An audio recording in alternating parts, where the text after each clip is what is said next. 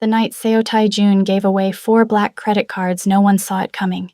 Not the rivals who feared his name, not the allies who owed him favors, not the 3 women who believed they understood exactly what kind of man he was, and certainly not the woman in his kitchen, the one who burned banana bread and hummed off-key while mopping his floors.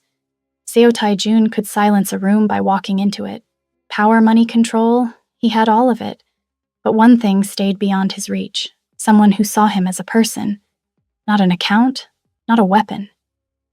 That night, after the worst dinner of his year, he made a decision.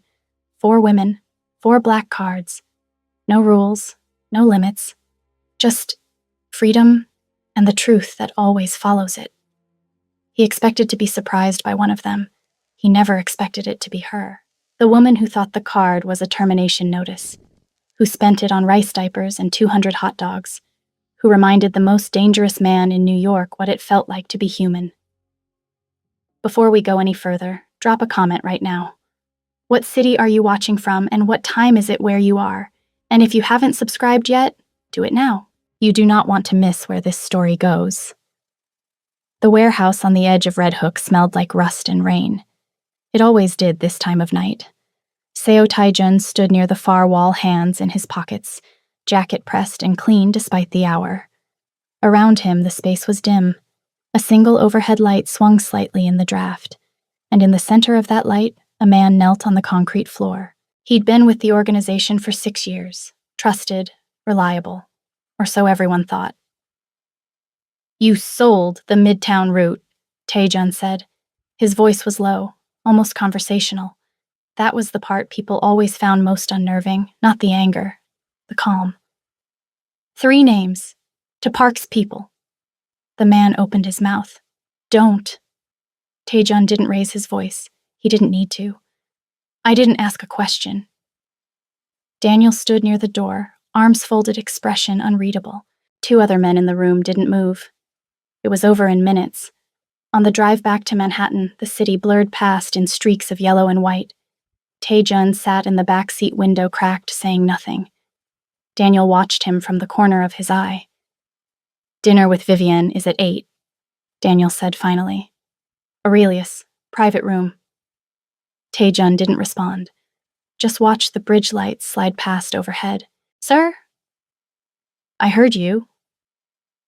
Aurelius was everything a dinner like this was supposed to be. Candlelight, white tablecloths, a wine list that cost more than most people's rent, the kind of place designed to make people feel important just by walking through the door. Vivienne Blake knew how to use a room like this. She arrived 7 minutes late, not enough to be rude, just enough to be noticed. Black dress, perfect hair, the particular smile she reserved for occasions when she wanted something. She hugged him like they'd never been apart. "You look tired," she said, settling across from him. "Are you taking care of yourself?" "I'm fine." "You're always fine." She touched his hand briefly. "That's the problem." For the first hour, it was almost good. Easy conversation, old memories, the comfortable rhythm of 2 people who knew each other well. Tai-jun let himself relax slightly. Then the dessert arrived. Vivienne picked up her phone. Not to check it, to position it. She angled the camera toward the plate, small adjustment tilt of the wrist, then pulled Tai-jun into frame with a smile that had clearly been practiced. "Don't," he said. "It's just a photo." "Vivienne, you're so serious." She posted it anyway, then set the phone face up on the table so he could watch the likes accumulate in real time. "My followers love these little moments." He looked at the screen. The caption read, "Dinner with my favorite ex. Some things never change." He put down his fork. "I miss you," she said, refilling her glass. "And I miss the trips. Remember Tuscany? You chartered that whole villa for a week." She looked at him over the rim. "We were good together." Tai-jun was quiet for a moment. Then, "You've mentioned the villa twice tonight." "I mentioned it once." "You mentioned it, the helicopter and the Maldives, in the same sentence." Vivienne smiled like she'd been caught doing something charming rather than calculated. "Can a person be nostalgic?" "Sure." He folded his napkin and placed it on the table. But you're not nostalgic about me. You're nostalgic about the account. The smile didn't disappear. It just became something sharper. She didn't deny it. The penthouse was dark when he got home. He didn't bother with the lights, dropped his jacket onto the armchair, and stood at the window looking out at New York. 43 floors down, the city moved like it always did, indifferent, brilliant, endlessly alive. Daniel appeared in the doorway, jacket off, glass of water in hand. How was dinner? She posted a photo before the main course arrived. Daniel set the water down. I'll cancel the reservation she already made for next month. She already made another one. Before tonight's dinner ended, I got the notification while you were still at the table. Taejun almost laughed. Almost. He dropped into the chair, pressed 2 fingers to his temple. People don't see me anymore, Daniel. They see the account, the cars, the access. He stared at the ceiling. When was the last time someone looked at me and saw a person? Daniel said nothing. 9 years as Taejun's right hand had taught him when silence was the correct answer. I'm tired of performing. Taejun sat up straight, and then the way his best and worst ideas always arrived all at once. I want to do something. Daniel's expression didn't change, but something behind his eyes shifted. Sir, every time you start a sentence that way, 4 women, 4 black cards. Taejun was already thinking it through the way he thought through every operation, methodical even when the idea was anything but. No instructions, no limit. 3 days. I watch what each of them does with it. That's Vivienne, Cassandra, Raina, a pause, and Arya. Daniel blinked. Arya, the woman currently asleep 2 floors below us. The one who strongly suggested last Tuesday that you'd violated the kitchen organization system. She called it a violation of kitchen order. Because you moved the spice rack 6 inches. She's the only person in my life who has never asked me for anything, Taejun said quietly. Never smiled differently when she needed something, never adjusted her behavior when I walked in. He looked at Daniel. I want to see what she does when power is in her hands. Daniel picked up the water glass, set it down again. And if it backfires, then I'll have learned something. You always say that. I'm always right. The envelopes arrived before sunrise, black, heavy, names written in silver ink by hand. Taejun arranged them on the table like pieces on a board. Cassandra arrived first, punctual, blazer sharp, already checking her calendar as she walked in. She accepted the envelope with one raised eyebrow and the expression of someone calculating angles before she'd even opened it. Vivienne came next, unhurried. She recognized the envelope before she touched it, smiled like she'd been expecting it all along. Raina arrived with enthusiasm she didn't try to hide, held the card up to the light like it might be counterfeit, then laughed when she confirmed it wasn't. Then Arya walked in from the kitchen side, apron on, hands dusted with flour. She looked at the black envelope the way most people look at a summons. Am I fired? It's a gift, Taejun said. She opened it slowly, saw the card, looked up. Sir. She tilted her head. I gave you burnt banana bread yesterday. Are you feeling okay?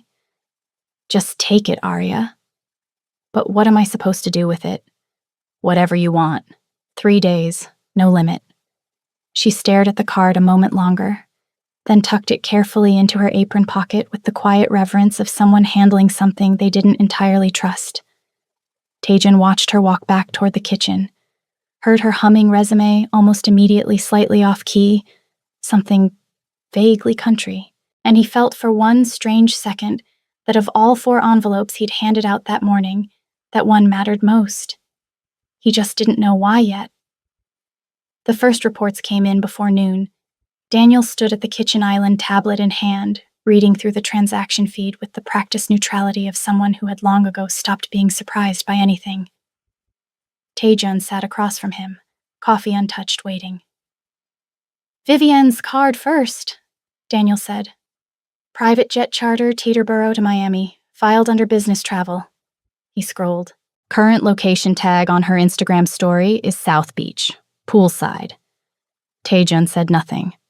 Cassandra, Bergdorf Goodman, 3rd floor. Total spend so far $14,200. $6,000 of that was footwear. Footwear, 3 pairs, same afternoon. Taejun picked up his coffee, put it down again without drinking. Raina retained an event planning firm this morning. Full service package. She's planning a gala theme is contemporary elegance, which apparently requires custom floral installations and a live string quartet. Daniel paused. She's already sent digital invitations to roughly 200 guests. The event is 3 weeks away. The card expires in 3 days. She's billing the initial deposit now and expecting the rest to follow. Daniel looked up briefly. She's not wrong about how this usually works. Taejun leaned back in his chair and looked at the ceiling. Predictable, he said. Not with judgment, just recognition. Like reading a report he'd already written in his head. Daniel scrolled further. His expression shifted not dramatically, but Taejun had known this man for 9 years. An aria. A pause. Neighborhood grocery store. 2 visits, one yesterday evening, one early this morning. Daniel read carefully. Rice, canned goods, poster paint, brushes, craft paper, diapers size 2 and size 4, secondhand toys from a resale shop on Atlantic Avenue. Another pause. And 200 hot dogs. The room went quiet. Taejun slowly turned to look at his assistant. Hot dogs. 200. Plus buns, condiments, and serving supplies. That's... He stopped. What else? A cargo van, rented this afternoon, listed purpose on the rental agreement. Daniel tilted the tablet slightly, reading carefully. Supplies for community event. Taejun was still for a moment. Then he stood up. Where? He drove himself. That alone would have alarmed anyone who knew him well. Seo Taejun did not drive himself places. He had people for that people whose entire job was to exist between him and the world. But he took the keys from the hook by the door without a word, and Daniel, to his credit, only watched without comment. The address was in Brooklyn.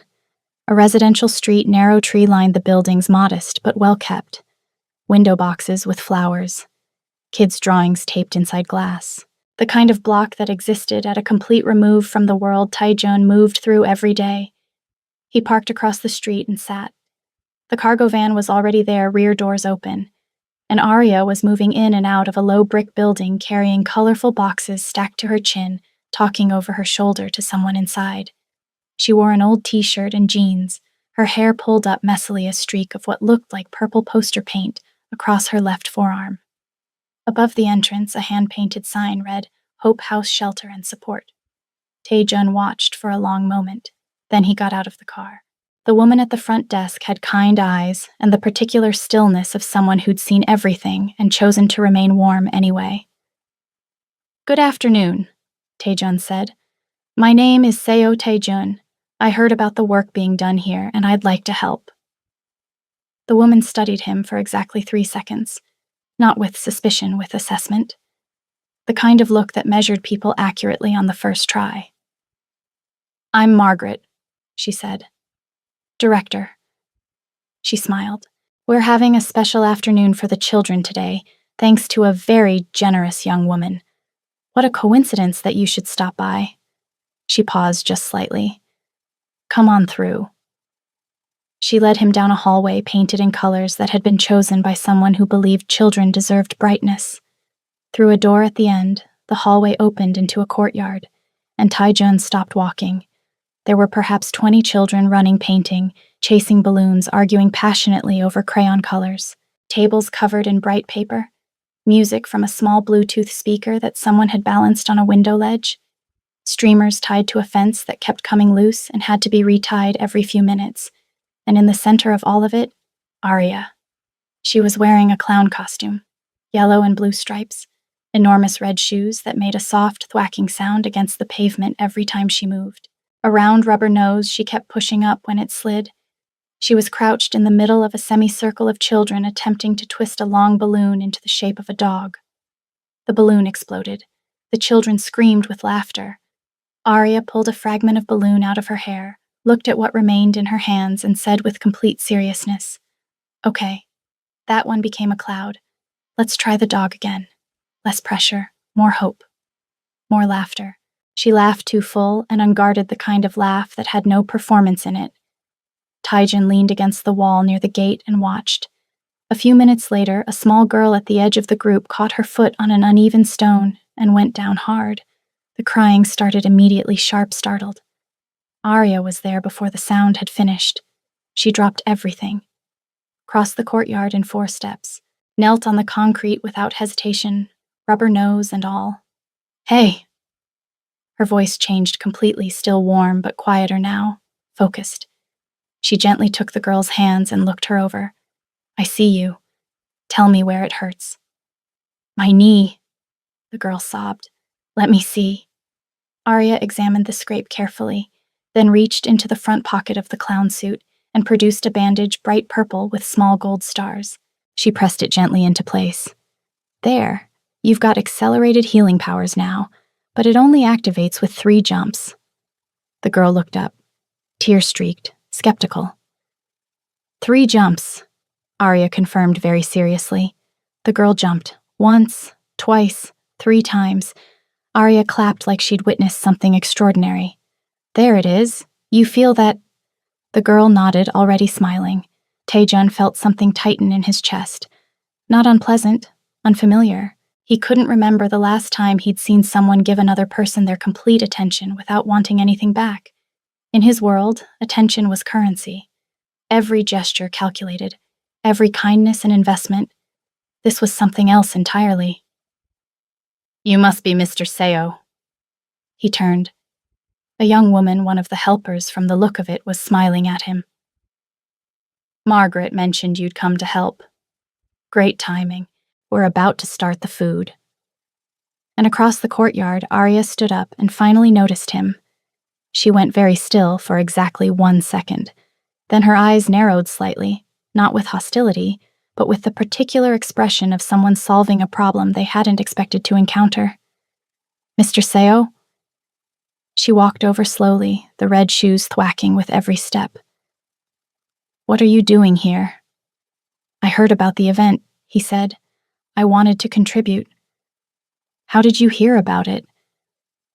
"I have contacts in the charitable sector." She looked at him for a long moment. The rubber nose had slid to one side again. She didn't push it up this time. "Uh-huh," she said. Then she reached into the van and produced a spatula, which she held out to him with the same energy as handing someone a difficult assignment. "I've got 200 hot dogs. You're on grill duty." Seo Tae-jun had at various points in his life negotiated with dangerous men in 3 languages, dismantled a rival operation in under 48 hours, and once remained perfectly composed while someone pointed a gun at him from across a boardroom table. He was not prepared for 200 hot dogs. The grill was a portable unit that had clearly lived a full and difficult life. Arya set it up with the confidence of someone who'd done it 50 times, lit it without ceremony, and handed him the first tray of sausages like she was issuing field instructions. "Tongs in your right hand. Don't press down on them, you'll lose the juice. Turn when the color changes on the bottom edge, not the top." She glanced at his shirt. "And maybe roll up those sleeves. That's a very serious shirt for a cookout." He looked down. "Brioni, $3,000. He rolled up the sleeves. He dropped the first sausage inside 30 seconds. "The ground is not a plate," Arya said without looking up from the buns she was arranging. He picked up the second one, managed to keep it on the grill for almost 2 full minutes before it slipped through the gap in the grate and disappeared into the coals below. "Mr. Seo?" "I see it. That's 2. I'm aware." He reached for the third one with perhaps too much focus and knocked the ketchup bottle off the side table. It hit the ground cap first and sent a dramatic red arc across the lower half of his shirt. Arya looked at the shirt, then at him, then back at the shirt. "Have you ever considered," she said carefully, "a career in demolition?" A boy of about 8 appeared at Taejun's elbow, staring up at him with open curiosity. Are you really bad at cooking, or are you just pretending? He's really bad, Arya said. I'm learning, Taejun said. The boy seemed to accept both answers as equally true. Are you rich? Taejun looked at him. Why do you ask? Because your watch costs more than Margaret's car. Tommy looked it up. He pointed across the yard to another boy who waved with complete lack of embarrassment. Are you? A little. Cool. Can you buy a dragon? There are no real dragons. Yes, there are.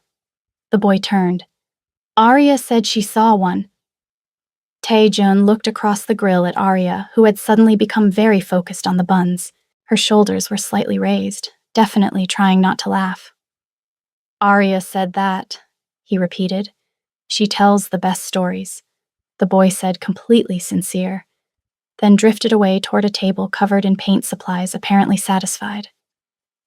Arya finally looked up. Her expression was perfectly neutral, except for the absolute absence of apology in her eyes.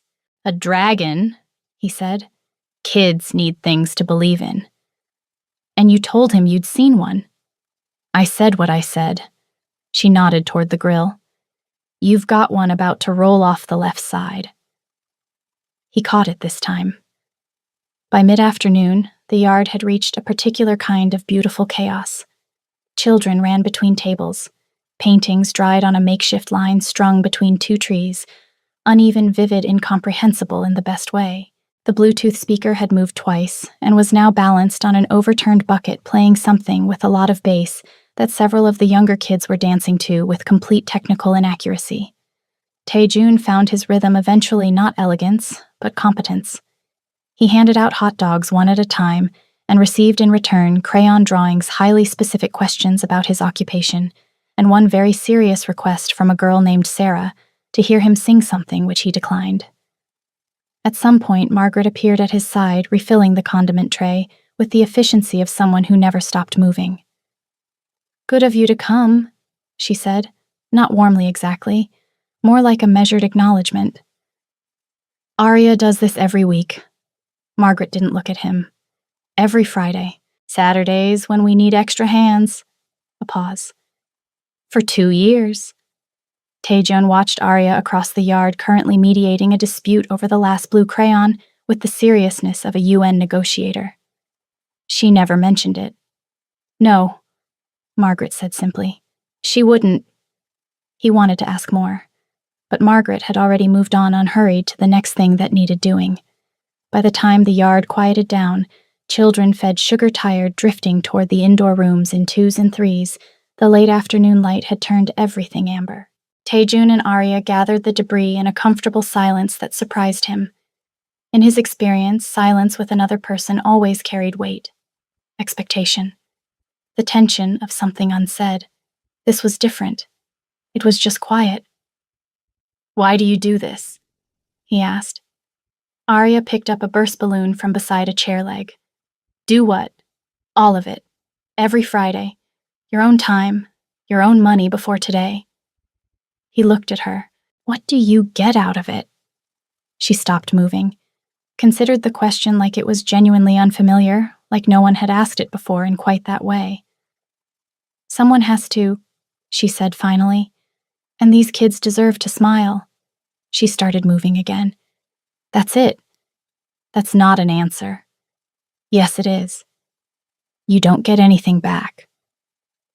Arya straightened and looked at him directly. Yes, I do. No defensiveness in it.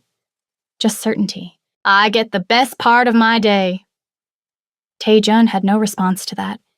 He stood holding a trash bag in a courtyard in Brooklyn in a ketchup-stained shirt that cost more than the monthly operating budget of the building behind him, and he had absolutely nothing to say. That almost never happened. On the drive back, the city was loud and golden in the early evening. Daniel said nothing when Taejun returned, just noted the shirt and the time, and made no comment on either. Later that night, he found the file Daniel had quietly left on his desk. Background information standard format. He'd asked for it that afternoon without saying why. Arya Simone Williams, age 28. Current employment. He skipped ahead and stopped at one line: Resident Hope House Shelter and Support, ages 4 to 18. Primary guardian listed Margaret Collins, director. He read it again, then set the file down on the desk and looked at it for a long time without picking it up. She hadn't just chosen that place. She'd gone back to it. Every week for 2 years, she'd returned to the building that raised her, not out of obligation, not for recognition, just because Margaret always needed an extra pair of hands, and she knew exactly what it meant to be one of those kids waiting inside. He thought about the girl with the scraped knee, the purple bandage with gold stars, 3 jumps. He thought about the way Arya laughed completely without managing it. His phone lit up on the desk. Encrypted channel.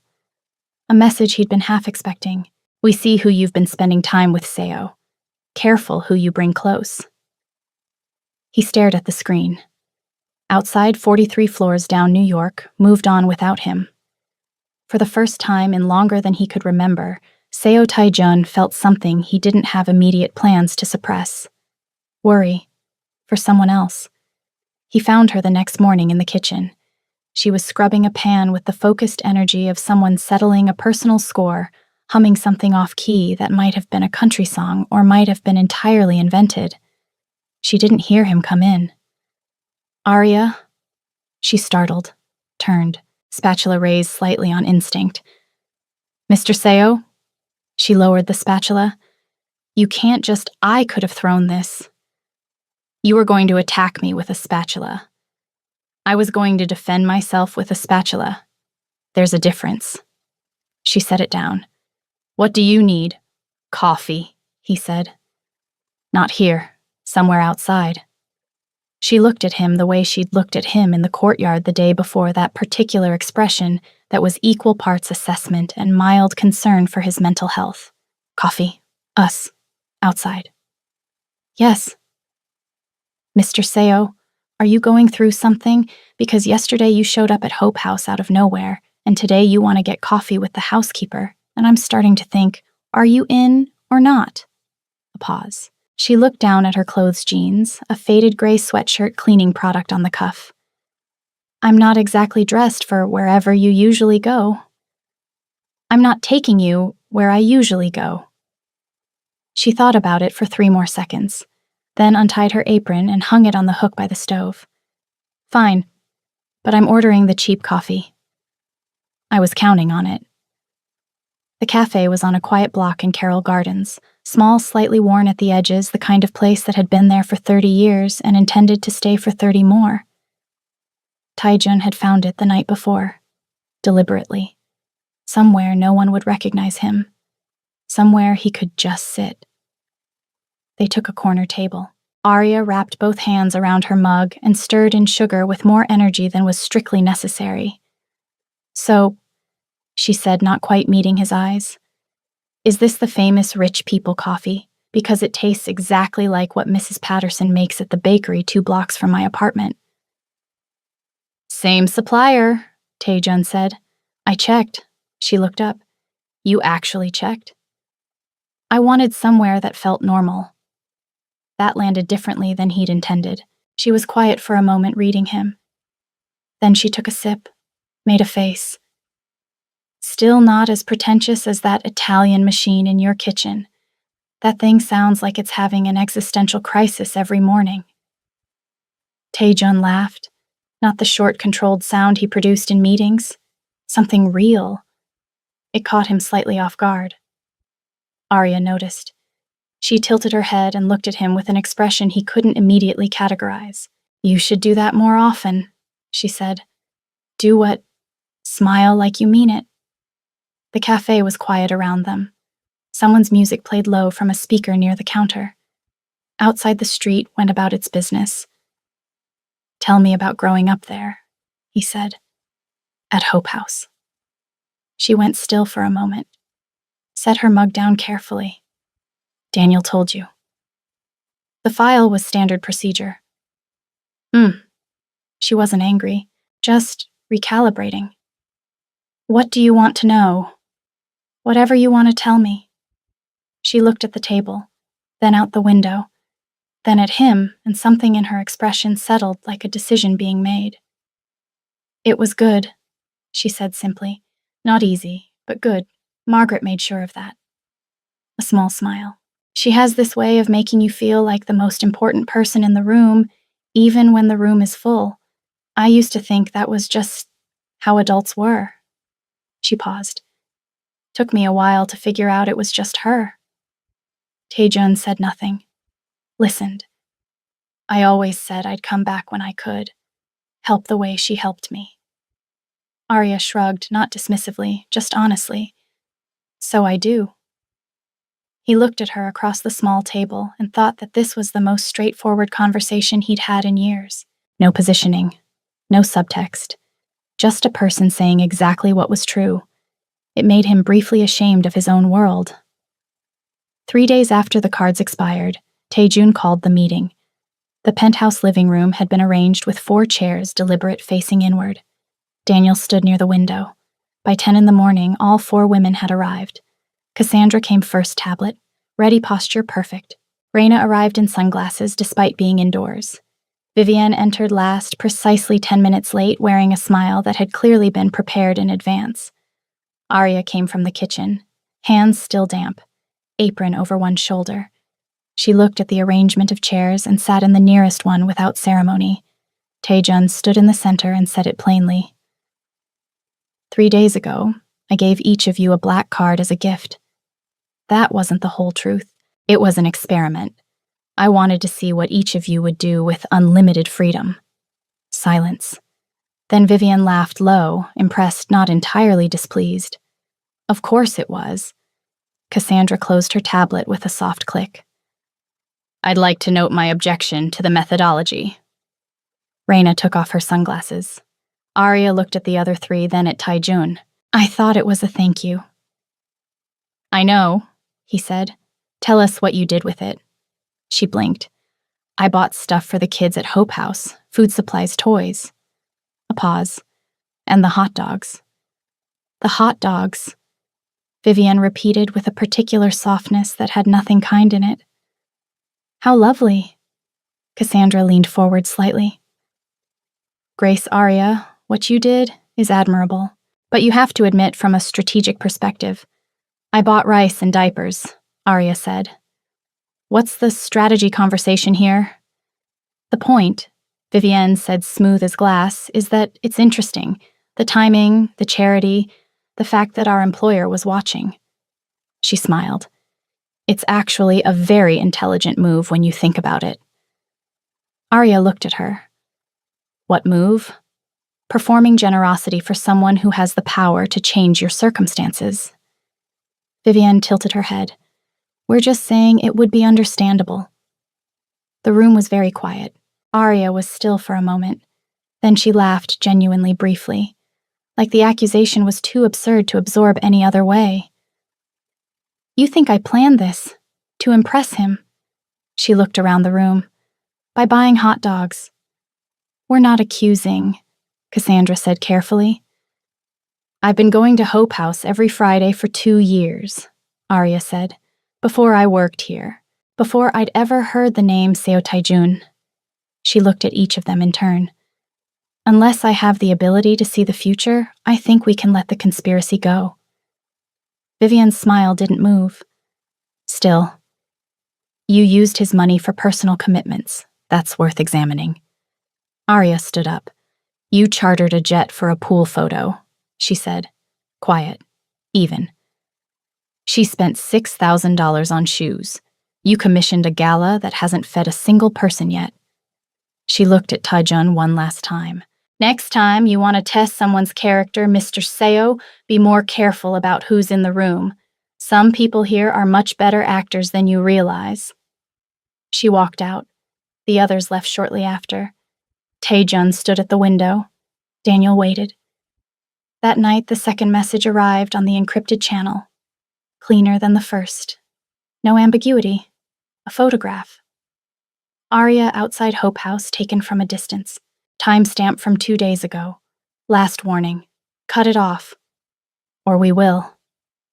Taejun stared at the image for a long time. Then he made a decision he told himself was the right one. The next morning, he found her in the kitchen. She looked up with the easy expression of someone who'd slept well and held no grudges. He didn't meet her eyes. "I'm restructuring the household schedule," he said. His voice was flat, managed. "You'll be reassigned to mornings only. You won't need to be here when I'm home in the evenings." Arya set down the dish she was holding, carefully. "Did I do something wrong?" Silence. "Mr. Seo?" Nothing. She looked at him for a long moment. He kept his eyes on the window, on the city, on anything except her face. She picked up her cloth, folded it neatly, placed it on the counter. "You don't scare me," she said quietly, "but you do disappoint me." And she walked out. The kitchen had never been louder in its silence. It took Taejun 4 days to handle it. He didn't sleep much during those 4 days. He worked methodically, efficiently, the way he always worked when he needed his hands busy and his mind clear. Daniel asked no questions, just appeared when needed, disappeared when not, and left coffee outside the office door at 2 a.m. without being asked. On the 5th day, it was done. Taejun sat at his desk in the early quiet and looked at nothing in particular for a while. Then he said without turning around, "Find her." Daniel, who had been standing near the door for the past 10 minutes in silence, simply said, "Yes, sir." A pause. "She's at Hope House." "Of course she is." He drove himself again. It was a Saturday morning. The street was unhurried, a woman walking a dog, 2 kids on bicycles, someone sweeping a front step with the patience of someone who had nowhere else to be. Taejun parked and sat for a moment. Through the side window of the building, he could see the faint movement of colored children painting at a long table. Arya moving between them, leaning down to look at something, nodding with exaggerated seriousness at whatever she was being shown. He got out of the car. Margaret was at the front entrance before he reached it. She had a cup of tea in one hand and the particular stillness of someone who had expected him. "Mr. Seo?" "I need to see Arya." Margaret looked at him, not unkindly, but with the clear-eyed precision of someone who had spent 40 years determining quickly and accurately what people were made of. "She doesn't need an explanation," Margaret said. "She needs the truth." He held her gaze. "Yes, ma'am." A beat. Margaret stepped aside. Arya saw him from across the room. She didn't move immediately, just looked at him with an expression that was carefully, deliberately neutral. Then she said something quietly to the child beside her, set down her brush, and walked over. They stood in the hallway. "I owe you an explanation," he said. "You don't owe me anything." "Arya." She waited. He told her. Not everything there were things she didn't need to carry, but enough. The message, the photograph, the threat that had her name attached to it simply because she existed in proximity to him. He told her plainly without dressing it up, because she was someone who deserved plainness. When he finished, she was quiet for a moment. "So, you pushed me away to protect me," she said. "Yes." "Without telling me." "Yes." She looked at him steadily. "That wasn't your decision to make." "I know. I'm not something you manage, Mr. Seo. I'm a person. No heat in it, just clarity. Next time you talk to me." "There won't be a next time." "You can't promise that." "No," he said. "But I handled it. And I'm asking, not telling, if you'll let me make it right." He took a breath. "I want to fund Hope House properly. A full charity event, real infrastructure, enough to keep Margaret running this place for the next decade without worrying about the budget." He paused. "But I need you to present the project, to the donors, to the room." Arya stared at him. "Me? You? I can barely order food on the phone without rehearsing it twice. You talk to 20 children through a clown costume and a series of exploding balloons. You can do this." She pressed her lips together. Somewhere behind her, a child called her name. She held up one finger without turning around, the universal signal that meant 1 minute I'm handling something, and kept her eyes on Taejun. "We practice," she said finally. "Every morning, starting tomorrow. And if I'm terrible, You won't be. But if I am, then I'll be right there, he said. Same as always. She was terrible at first. She talked to the pots, addressed the blender as distinguished guests, dropped her notes into a bowl of batter she'd forgotten was on the counter. Once Tai-Jun arrived to find her standing in front of the Italian espresso machine, delivering an impassioned 3-minute segment about funding models for residential care programs. How long have you been standing there? She asked when she spotted him. Since you told the machine it represented the future of philanthropic investment. She covered her face with both hands, but she got better. Every morning she got better, not because she became polished, but because she stopped trying to be.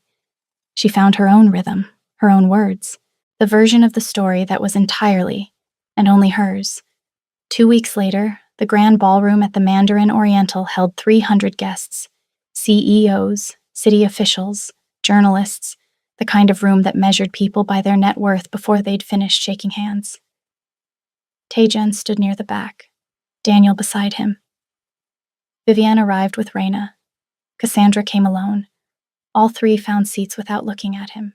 Arya walked onto the stage in a simple ivory dress, the one she'd spent 20 minutes trying to talk herself out of buying because it felt too much. She reached the microphone, looked out at the room. Her hands were still at her sides. Then she abandoned the script entirely. "Good evening," she said. "My name is Arya Williams, and I grew up in the orphanage we're here to support tonight." The room shifted. 300 people recalibrating. "I know you're used to presentations with charts and projections," she continued, her voice steadied as she went. "I have some of those, but I want to start with something else."